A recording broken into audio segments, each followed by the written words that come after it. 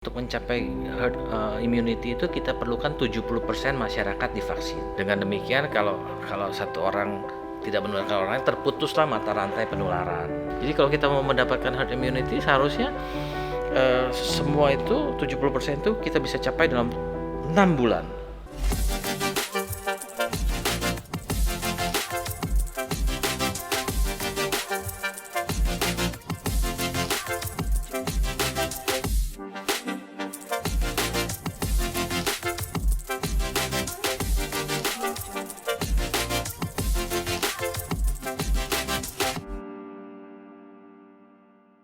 Ya. Nah, kembali ke Dokter Baya. Ya. Jadi ide bahwa mandiri itu bisa melaksanakan itu kan bagus kan? Bagus. Jadi membantu masyarakat dan pemerintah ya, karena tangan pemerintah kan terbatas. Betul. Sekarang apa saran Anda mensikapi banyaknya vaksin yang aneka ragam mereknya itu sebaiknya bagaimana masyarakat? Karena itu kan ada yang ragu, ada yang pro kontra. Kira-kira bagaimana baiknya? Saya rasa memang isunya sekarang itu adalah berapa banyak vaksin yang bisa kita peroleh, apapun mereknya, yang sudah teruji, sudah yang mendapat emergency usage approval, ya. Karena untuk mendapatkan itu pun suatu prosesnya yang sudah panjang, yang cukup panjang lah ya. Tentunya lebih cepat dibandingkan vaksin-vaksin yang lain, tapi sudah melalui penilaian dari expert, dari ahli-ahlinya. Jadi vaksin tidak peduli mereknya apa. Bahkan sekarang penelitian yang terbaru itu melihat kalau vaksinnya diganti mungkin malah lebih bagus katanya gitu ya. Jadi mereknya, vaksin pertama merek A, vaksin kedua merek B itu spektrumnya bisa lebih luas untuk melindungi katanya. Nah, tapi belum sampai di berupa petunjuk pelaksanaan gitu ya, baru di riset bahwa itu kemungkinannya malah lebih bagus. Nah, jadi saya rasa tidak masalah mereknya siapa, asal sudah terbukti ada uji klinisnya dan sudah melalui penilaian expert. Yang masalahnya adalah kuantitinya, seberapa banyak yang kita bisa punya, ya, mencukupi kan dengan target kita, ya. Apakah datangnya sesuai dengan target kita, ya. Kalau kita misalnya punya target 1 tahun, tapi kemudian baru datang barangnya itu bulan Juni, bulan Juli, ya jadi bergeser kita punya target. Setahun mulai kapan pertanyaannya gitu kan? Ya. Padahal yang kita inginkan setahun mulai di suntikan pertama pada presiden kita tanggal 13 Januari gitu kan? Iya. Harusnya tahun baru tahun 2021 tuh kita udah bilang ya kita udah mencapai 95% dari target kita gitu kan? Iya. Ya, tapi kelihatannya bukannya pesimis ya Pak, kelihatannya target itu pasti mundur. Nah, hubungannya dengan herd immunity, bisa nggak tolong jelaskan sedikit apa itu maksudnya dan bagaimana untuk sampai pada herd immunity? Ya, herd immunity, herd itu kan gerombolan atau kawanan gitu Pak ya. Jadi teorinya kalau untuk COVID-19 ya, itu untuk mencapai herd immunity itu kita perlukan 70% masyarakat divaksin. Kalau 70% masyarakat divaksin diharapkan 70% itu kalau orang tertular dia walaupun misalnya di swabnya positif tapi dia tidak menularkan orang lain gitu ya. Nah, dengan demikian kalau satu orang tidak menularkan orang lain, terputuslah mata rantai penularan. Ya, itu bisa dicapai kalau 70% masyarakat sudah mempunyai antibodi yang membuat dia tidak menularkan orang lain, ya. Tapi kembali lagi, vaksin COVID ini kan baru, jadi kita selalu bertanya berapa lama ini bisa bertahan. Kalau kemudian ini vaksin kekebalannya itu bertahan misalnya 6 bulan, ya, maka kalau kita makin lambat eksekusinya, ya yang di sini udah mulai harus divaksin lagi, ya harus dapat booster lagi, jadi makin panjang lagi. Ya, jadi kalau kita mau mendapatkan herd immunity seharusnya semua itu 70% itu kita bisa capai dalam 6 bulan. Ya, 6 bulan kita bisa capai 70% masyarakat divaksin. Tapi ya itu mungkin target yang terlalu over. Oke lah, setahun lah. Tapi setahun pun sekarang kelihatannya tidak tercapai. Jadi semakin lambat semakin mahal ongkosnya ya? Pasti Pak. Semakin lambat ongkosnya dalam hal menciptakan kekebalan herd ini dan juga cost of the health of the masyarakat ya, karena tentunya makin banyak yang kumulatif orang yang masih ketularan, masih sakit, masih masuk rumah sakit, masih ICU gitu kan.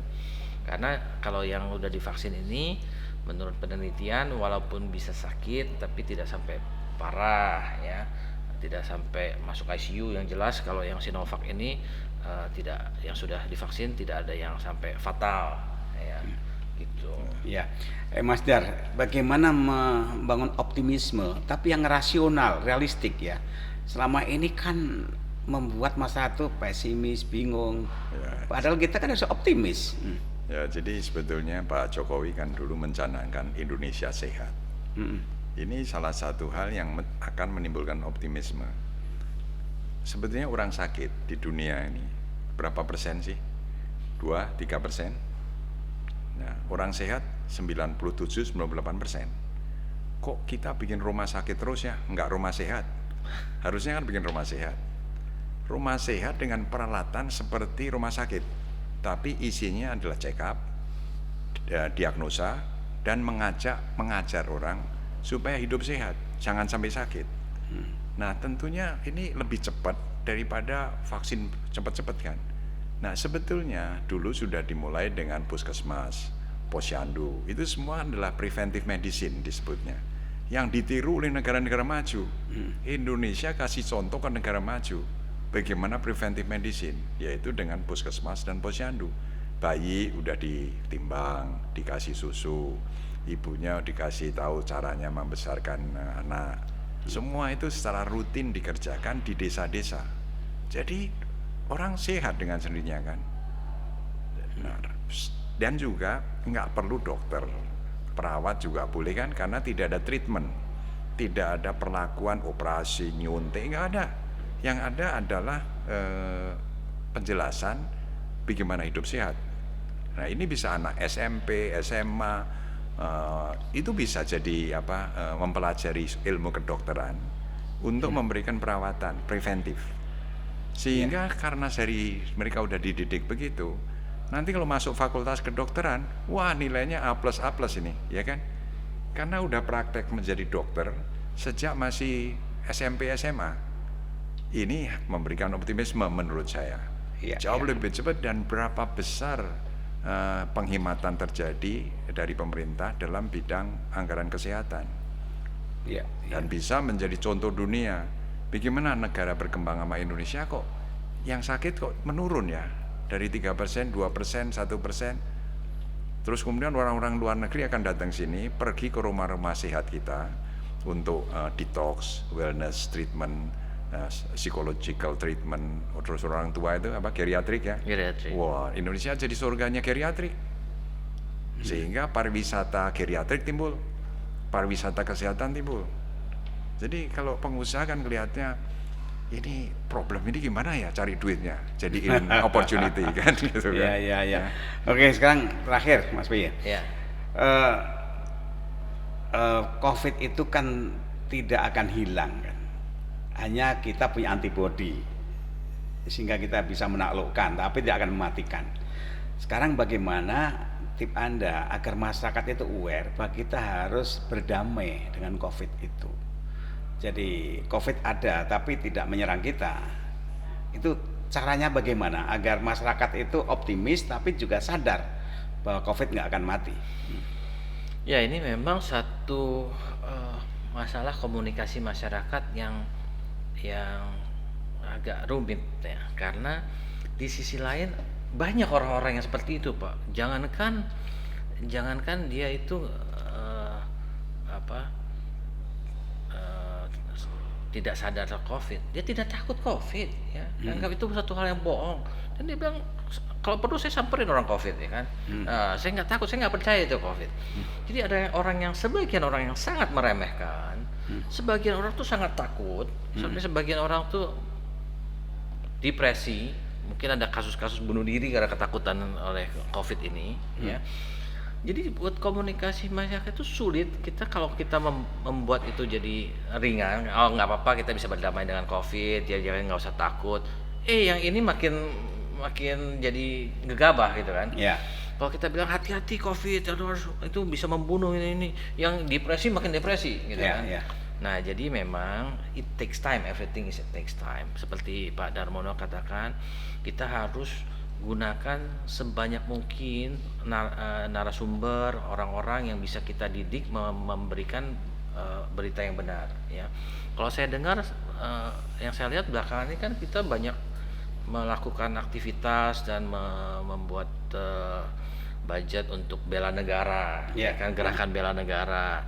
Ya, kalaupun kita tidak merubah tuh bela negaranya menjadi judul yang lain, bisa aja dalam aktivitas bela negara itu justru sekarang yang ditekankan mendidik tentang COVID ini, ya, mendidik tentang kesehatan, sehingga orang-orang yang ikut bela negara ini menjadi yang narasumber untuk melihat lingkungannya apa yang harus dia komunikasikan. Jadi pendekatannya ini sekarang sekali lagi nggak bisa lagi pendekatan nasional karena orangnya beda-beda sekali. Jadi seperti Pak Jokowi katakan sekarang ini pendekatannya pendekatan mikro, PPKM mikro. Demikian pula komunikasi kita harus pendekatannya mikro. Ya, jadi hanya kalau kita punya resources yang banyak di tiap level yang sampai level mikro itulah yang kita bisa membuat komunikasi ini sesuai dengan lingkungannya. Ya, tapi kalau kita buat satu komunikasi massal nasional, ada sebagian yang memang nggak digituin aja udah lengah, apalagi digituin tambah lengah. Ada yang sudah depresi, ya mungkin kalau kita bilang ini bahaya segala macam, udah makin depresinya luar biasa.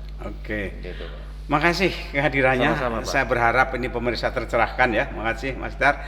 Jadi kita harapkan pemerintah memperbaiki komunikasinya, ya, karena apa yang disampaikan di pusat belum tentu dipahami dan juga dilaksanakan di bawah. Kedua, berapa mata rantai pemerintah eksekutif itu hendaknya juga punya partisipasi yang kreatif karena begitu beragam kondisi masyarakat kita.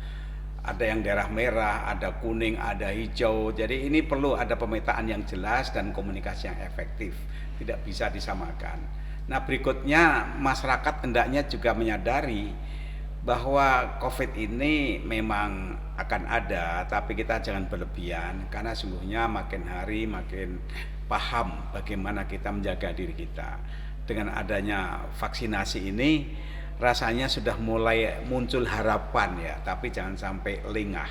Dan kita harapkan informasi ke masyarakat itu diperbaiki sehingga masyarakat itu kemudian selalu mendapatkan informasi yang up to date dan jelas panduannya kapan giliran saya, bagaimana, dan ternyata semua vaksin sungguhnya baik kan. Jadi kita tidak usah terumbang-ambing dengan berbagai perang opini antar berbagai merek vaksin. Terima kasih Anda telah menyaksikan acara kami Presiden Executive Club. Mari bersama memberi sumbangsih bagi negeri tercinta.